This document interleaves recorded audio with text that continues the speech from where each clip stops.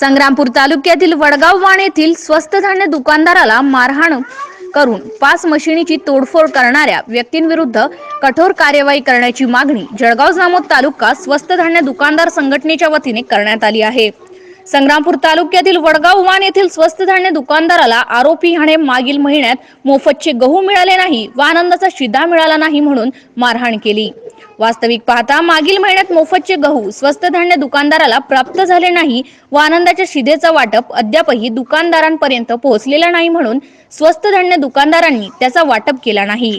याच कारणावरून धान्य दुकानदाराला व कुटुंबाला मारहाण करणाऱ्या व्यक्तींवर तात्काळ गुन्हे दाखल करण्यात यावे याकरिता जळगाव जामोद स्वस्त धान्य दुकानदार संघटनेच्या वतीने तहसीलदार यांच्या मार्फत जिल्हाधिकारी बुलढाणा व ठाणेदार यांच्या मार्फत पोलीस अधीक्षक बुलढाणा यांना निवेदन देण्यात आले।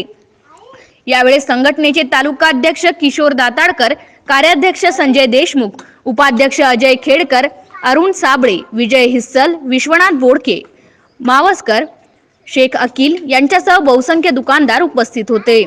MCN न्यूज करिता अर्शद इक्बाल, जळगाव।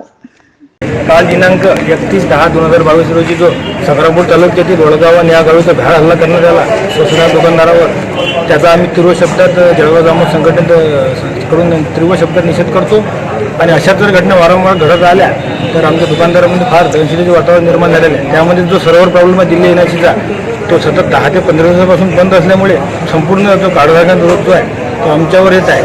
त्यामुळे हे एनआयसीचा जो दिल्ली येण्याचा जो सर्वात मोठा प्रॉब्लेम आहे तो तेवढे सोडवण्यात यावा व अशा भ्याड जो हल्ला आमच्यावर झालेला आहे आमच्या दुकान बांधवांवर, त्याचा तीव्र शब्दातून निषेध करतो। जर जाहीर निषेध करतो तर कठोर कारवाई जर करण्यात आली नाही तर यापेक्षाही वगैरे आंदोलन आम्ही करू असं संघटनेचा इशारा